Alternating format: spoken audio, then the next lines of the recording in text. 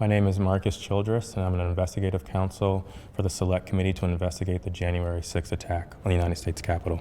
What do you want to call them? Give me a name. Give me a White name. supremacists and Who would white you like me to condemn? White supremacists and right Proud militia. Boys, stand back and stand by. After he made this comment, Enrique Tarrio, then chairman of the Proud Boys, said on Parler, "Standing by, sir."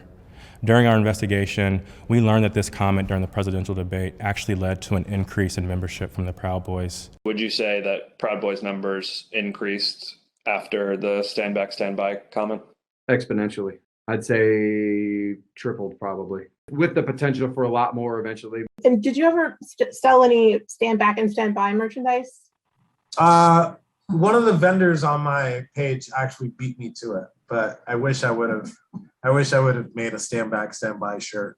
On December 19th, President Trump tweeted about the January 6th rally and told attendees, "Be there, we'll be wild."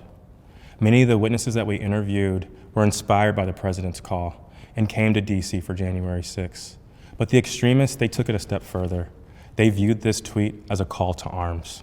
A day later, the Department of Justice describes how the Proud Boys created a chat called the Ministry of Self-Defense Leadership Chat.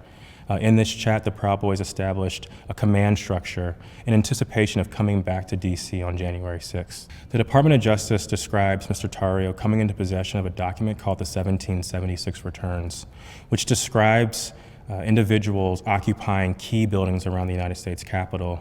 The Oath Keepers are another group that the committee investigated. You better get your ass to DC, folks, this Saturday. Yeah, if you don't, there'll be no more Republic. But we're not going to let that happen. It's not even an if. It's either President Trump is encouraged and bolstered and strengthened to do what he must do, or we wind up in a bloody fight. We all know that. The fight's coming.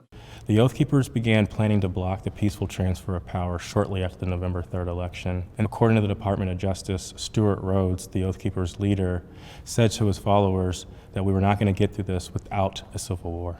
In response to the December 19th, 2020 tweet by President Trump, the Oath Keepers focused on January 6th in Washington, D.C. In response to the tweet, one member, the president of the Florida chapter, put on social media, "The president called us to the Capitol. He wants us to make it wild." The goal was for the Oath Keepers to be called to duty so that they could keep the president in power, although President Trump had just lost the election. The committee learned that the Oath Keepers set up quick reaction forces outside of the city in Virginia where they stored arms. The goal of these quick reaction forces was to be on standby just in case President Trump invoked the Insurrection Act. Did the Oath Keepers ever provide weapons to members? I'm going to decline to answer that on Fifth Amendment grounds and due process grounds. In footage obtained by the committee, we learned that on the night of January 5th, Enrique Tarrio and Stuart Rhodes met in a parking garage in Washington, D.C. There's mutual respect there. I think we're fighting the same fight, and I think that's what's important. The committee learned that the Oath Keepers went into the Capitol through the east doors in two stack formations. The DOJ alleges that one of the stacks went into the Capitol looking for Speaker Pelosi, although they never found her. As the attack was unfolding, Mr. Tarrio took credit. In documents obtained by the Department of Justice, Mr. Tarrio said in an encrypted chat, "Make no mistake, and we did this." Later on that evening, Mr. Tarrio even posted a video which seemed to resemble him in front of the Capitol with a black cape, and the title of the video was Premonition. The evidence developed by the Select Committee and the Department of Justice highlights how each group participated on the attack on the Capitol on January 6th. In fact, the investigation revealed that it was individuals associated with the Proud Boys who instigated the initial breach at the Peace Circle at 12:53 p.m.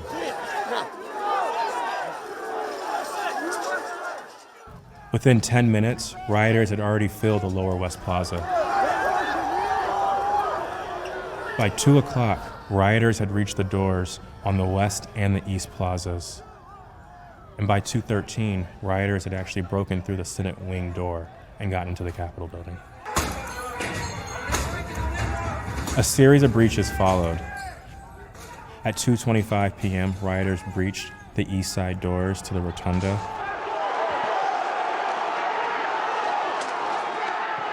And then right after 2:40 p.m., rioters breached the east side doors near the Ways and Means room. Once the rioters infiltrated the Capitol, they moved through the crypt, the Rotunda, the hallways leading to the House chambers, and even inside the Senate chambers.